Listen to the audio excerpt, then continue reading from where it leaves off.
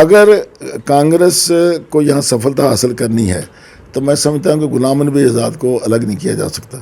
गुलाम नबी आज़ाद को यहाँ अलग करके मैं समझता हूँ कि कांग्रेस अधूरी है। जो भी शख्स, शायद मैं ही हूँ या दूसरा आदमी भी हो, जो भी शख्स एक पॉलिटिकल पार्टी से जुड़ा हुआ है वो तब तक वहाँ अपने आप को सुरक्षित महसूस करेगा जब तक कि उसकी बात सुनी जाएगी। मैं ये कहना चाहूँगा कि कांग्रेस में कुछ समय से, पिछले 6, 7, 8 साल से मैं समझता हूँ कि जो कांग्रेस हाईकमान हमारी थी, उनकी नीतियाँ कुछ ऐसी रहीं कि उन्होंने ग्रास रूट लेवल पर जाकर के अपने कार्यकर्ता को पहचानने की कोशिश नहीं करी। नमस्कार, NH1 न्यूज़ में आप सभी दर्शकों का स्वागत है। मैं हूं रंजीत ठाकुर। जम्मू कश्मीर की सियासत में कब कुछ हो जाए ये हम कह नहीं सकते, और जिस तरीके के हालात इस समय बन रहे हैं पॉलिटिकल, और जिस तरीके से डिलिमिटेशन कमीशन की जो अब फाइनल रिपोर्ट्स भी जो हैं वो आने वाली हैं, आने वाले दिनों में यहाँ पर सियासी हलचल जो है वो तेज़ होने वाली है, और हलचलें अब शुरू भी हो गई हैं। नई नई पॉलिटिकल पार्टी जिस तरीके से उभर कर आई हैं वो भी इस समय दमखम जो है वो दिखाने की कोशिश कर रही हैं। लोग एक पार्टी को छोड़कर दूसरी पार्टी में, दूसरी पार्टी से पहली पार्टी में, इस तरीके की भी बातें जो हैं अब जम्मू कश्मीर में चल रही हैं और हो भी रही हैं। तो इस सभी घटनाक्रम पर जम्मू कश्मीर के जो सीनियर नेता हैं वो किस तरीके से सोचते हैं, आज हमारे साथ हैं RS चिब। ये फॉर्मर मिनिस्टर भी रह चुके हैं और कांग्रेस के सीनियर नेता हैं। चिब साहब, आप मुझे बताइए, जिस तरीके से इस समय जम्मू कश्मीर के पॉलिटिकल हालात हैं और आप इतने साल पुराने लीडर हैं, किस तरीके से देखते हैं जम्मू कश्मीर में इस समय किस तरीके के हालात आपको पहले तो देखने को मिल रहे हैं? देखिए, पहले तो मैं आपका धन्यवाद करता हूं कि आप मेरे करीब खाने पर आए। और ये प्रश्न जो आपने पूछा है ये बड़ा कॉम्प्लेक्स प्रश्न है, लेकिन अगर इसका मैं एक वर्ड में आंसर दूं तो वो ये है कि जम्मू कश्मीर के सियासी हालात में जो राजनीतिक गतिविधियां इस समय चल रही हैं, तो मैं समझता हूँ कोई भी इसका जवाब नहीं दे सकता। और मैं, अगर मुझे पूछा जाएगा जैसे आपने मुझे पूछा है, मैं समझता हूँ कि बिल्कुल अनप्रिडिक्टेबल सिचुएशन है। कोई भी पॉलिटिकल लीडर या पॉलिटिकल कार्यकर्ता या पॉलिटिकल एक्टिविस्ट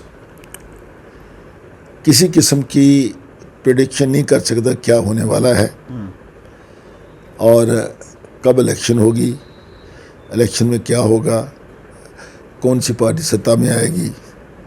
तो इसलिए मैं कहूँगा कि सिचुएशन इस समय जो है बड़ी कम्प्लेक्स है, कॉम्प्लिकेटेड है, और इसको समझना इतना आसान नहीं है।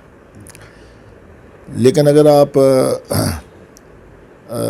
थोड़ा ये पीछे जाएं अगर, तो जो आपने कहा है कि जो इस समय सिचुएशन बनी है वो इसलिए बनी है, तो पहले तो मैं ये कहना चाहूँगा कि हिंदुस्तान की राजनीति में विशेषकर कुछ पिछले 2 दशक से, विशेषकर पिछले 1 दशक से,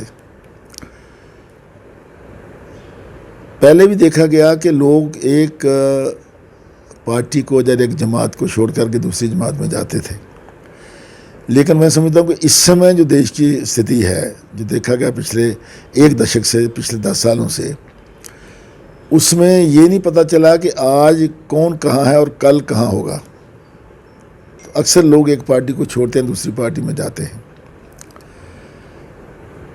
लेकिन 5 अगस्त 2019 के बाद जम्मू कश्मीर में जब से एक बड़ा परिवर्तन आया,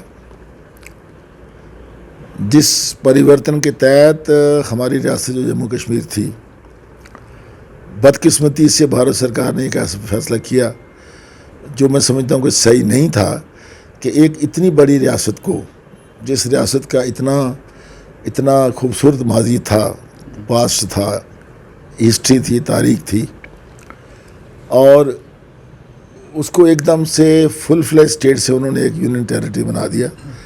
तो ये एक बदकिस्मती की बात थी। तो पहले तो इस पर संघर्ष चलता रहा। आज लगभग जितनी भी राजनीतिक पार्टियां हैं रियासत जम्मू कश्मीर में, मैं तो कहूँगा इंक्लूडिंग बीजेपी भी, बीजेपी शायद लोगों के सामने अपना फेस बचाने के लिए कहती होगी, लेकिन दिल ही दिल में बीजेपी भी सोचती है कि ये जम्मू कश्मीर के साथ में बेइंसाफ़ी हुई। बाकी जो परिवर्तन उन्होंने लाया वो उनका एक मुद्दा था भारतीय जनता पार्टी का, उन्होंने उसको पूरा किया, मैं उस डिटेल में नहीं जाना चाहता। लेकिन रियासत जम्मू कश्मीर को एक यूनियन टेरिटरी बनाना जो था, ये बड़ी एक दुर्भाग्यपूर्ण बात है।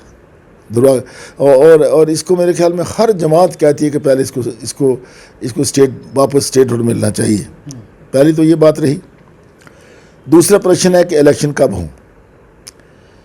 आपको याद होगा कि जब ये बिल लोकसभा में और राज्यसभा में आया, उस समय ही हमारे माननीय गृह मंत्री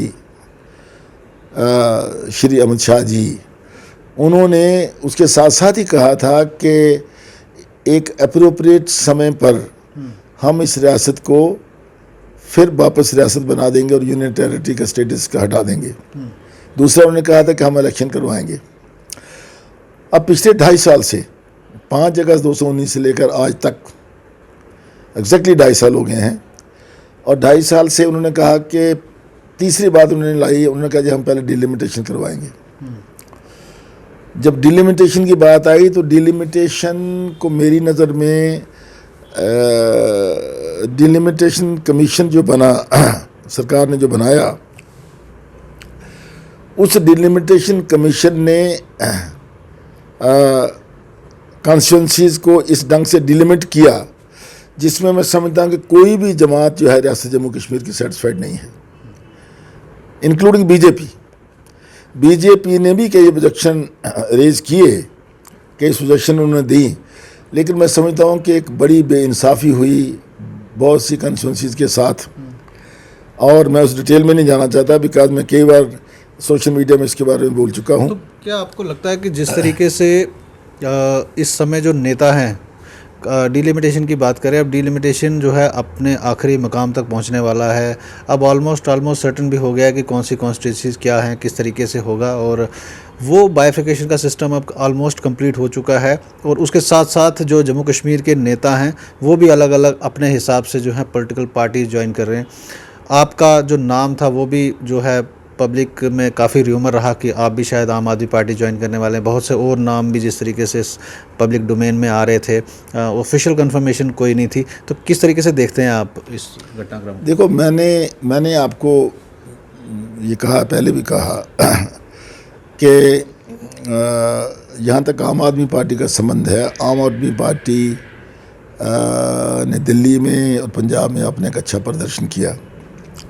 खासकर पंजाब इलेक्शन के बाद में लोगों में एक नई बात आई, लेकिन आम आदमी पार्टी के जो नेता यहाँ इस रियासत में काम करने के लिए भेजे गए, तो वो तो 6-8 महीने से लगे हुए हैं, 1 साल से लगे हैं, और मेरे ख्याल में सवाल मेरे नाम का नहीं है, उन्होंने तो तकरीबन लगभग कोई ऐसा पॉलिटिकल लीडर नहीं होगा, मुझे नहीं पता बीजेपी का, लेकिन बाकी जो जमातें थीं, कोई ऐसा पॉलिटिकल लीडर नहीं होगा जिसके घर का दरवाज़ा उन्होंने नॉक नहीं किया और उनके पास नहीं गए होंगे।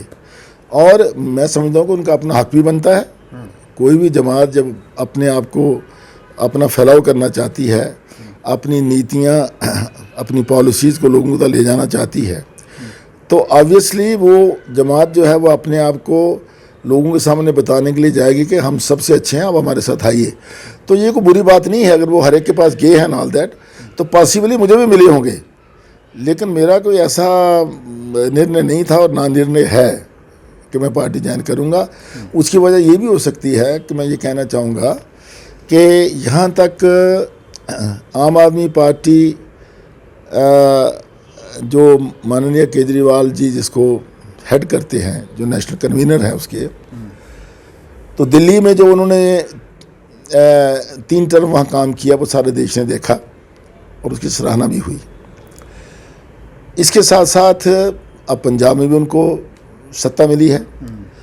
दिल्ली तो यूनियन टेरिटरी थी, एक मतलब it was not a full fledge state, लेकिन पंजाब एक बहुत बड़ी स्टेट है, अब उनको स्टेट मिली है। तो अब देखना है कि वो आगे उनका कैसा इस स्टेट को कैसे परफॉर्म करते हैं, इसको कैसे चलाते हैं।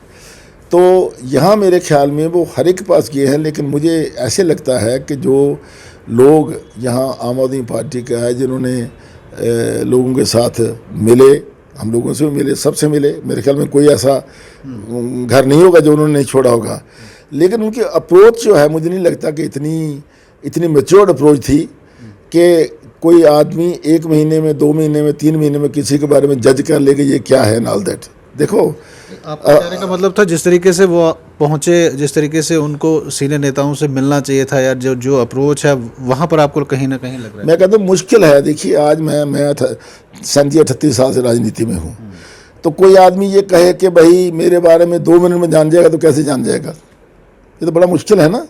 तो इसलिए मैं समझता हूँ कि ठीक है, वो कोशिश कर रहे हैं। मैं I wish them good luck. मैं उनको कहता हूँ कि अच्छी बात है, हर पार्टी का डोर्स ओपन है आपके। नहीं, मेरा तो सवाल ही पैदा नहीं होता, मेरा तो क्वेश्चन राइज नहीं होता।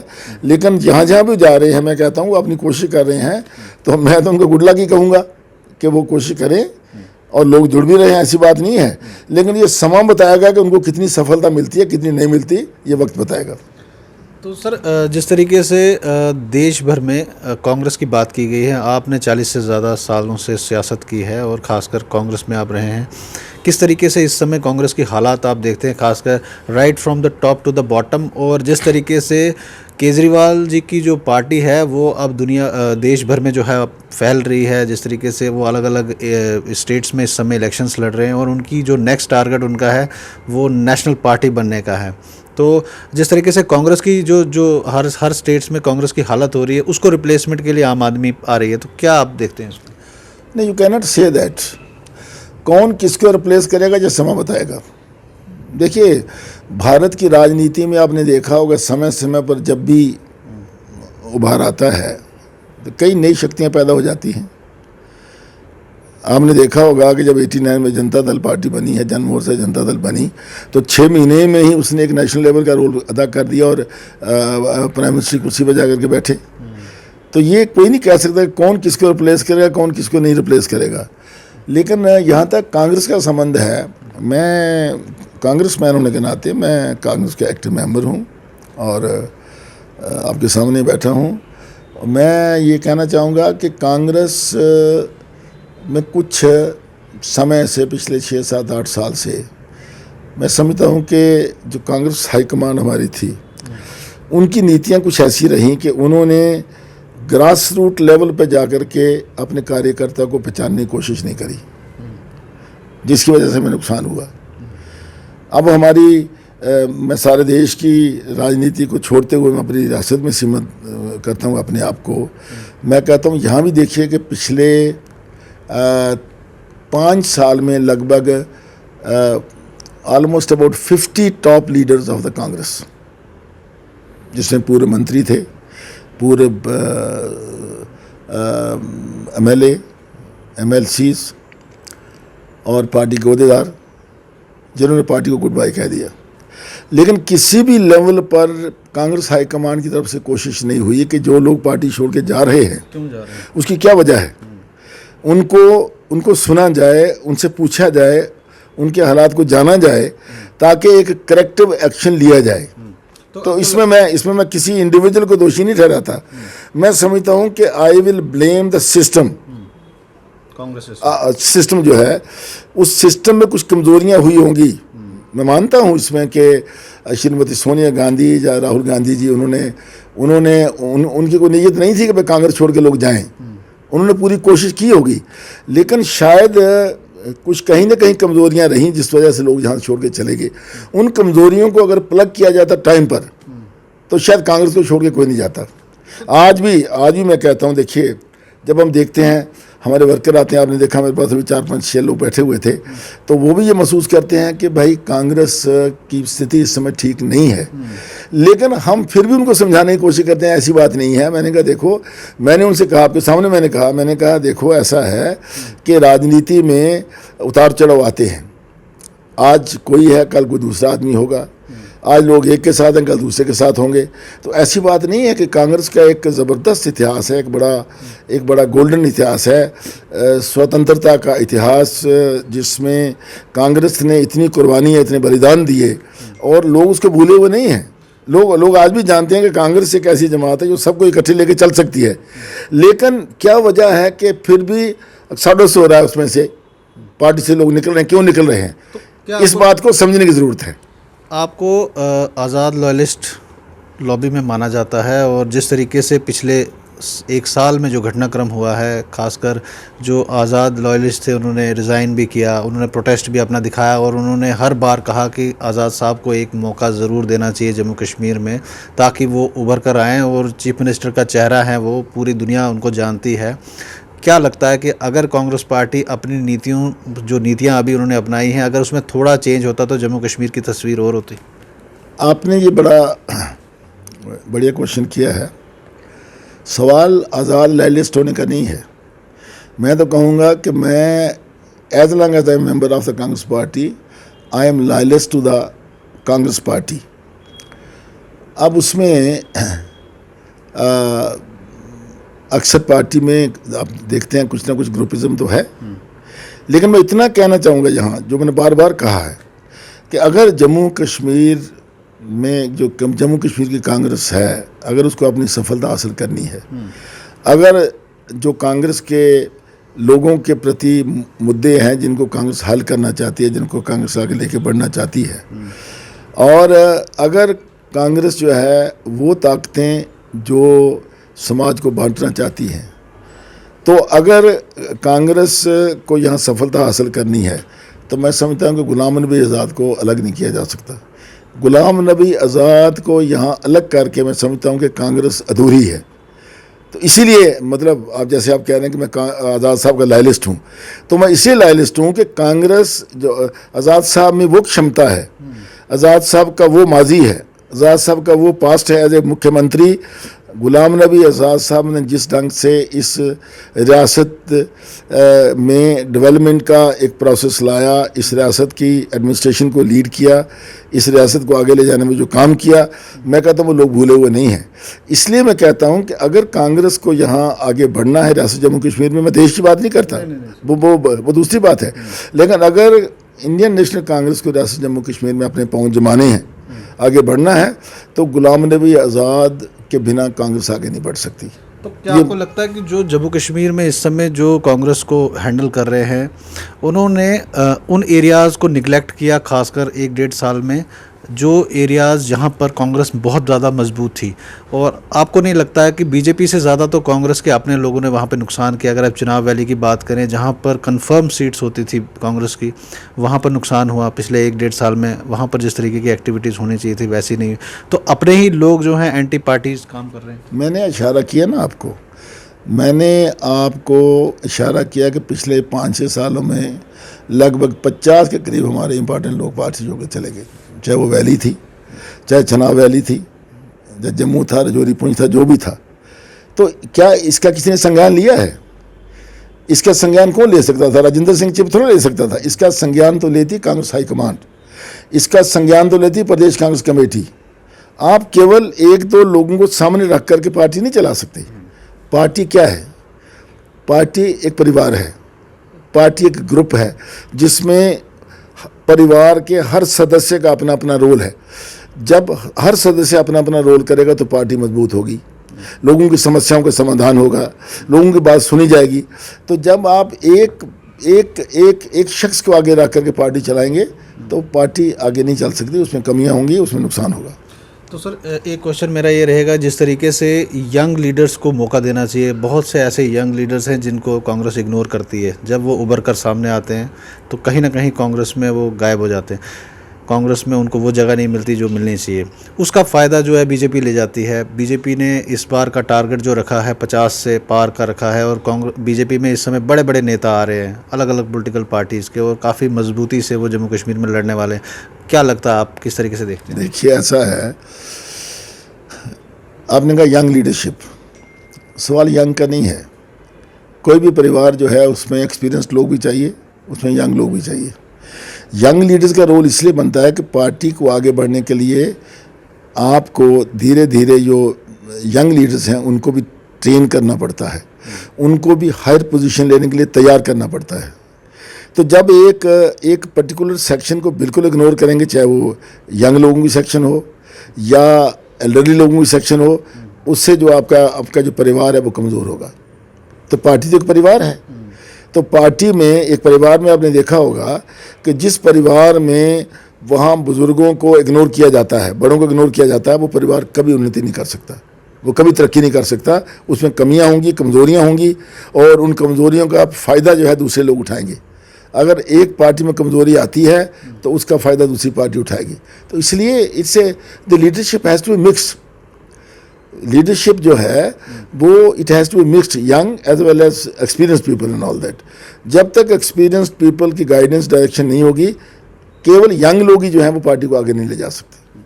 तो जम्मू कश्मीर में जो अलग अलग पॉलिटिकल पार्टीज जिस तरीके से उभर कर आई हैं, मैं आम आदमी पार्टी की बात कर चुका हूँ, जम्मू कश्मीर अपनी पार्टी आई, बहुत से कांग्रेस के नेता जो हैं उसमें जुड़े हैं, और कहीं ना कहीं अब 1-1.5 साल के बाद कहीं ना कहीं आवाज़ें निकलनी शुरू हुई हैं कि शायद उनके साथ धोखा हुआ है, जिस तरीके से उनको वादे किए गए थे और जिस तरीके से उनको लग रहा था कि आने वाले दिनों में वो जम्मू कश्मीर में बहुत अच्छा करने वाले हैं।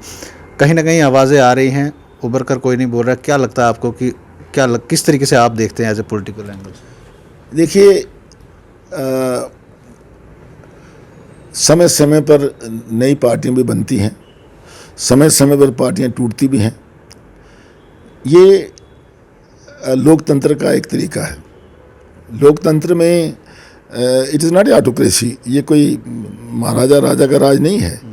इसमें यहाँ जहाँ डिसेंट आती है, यहाँ यहाँ मुद्दों पर डिसेंट होती है, और यहाँ यहाँ एक इंडिविजुअल महसूस करता है कि भाई मेरी बात को सुना नहीं जा रहा, और मेरी बात जो थी वो लोगों के लिए अच्छी थी, उसको नहीं सुना गया, तो वहाँ अलग अलग पार्टियाँ भी बनती हैं।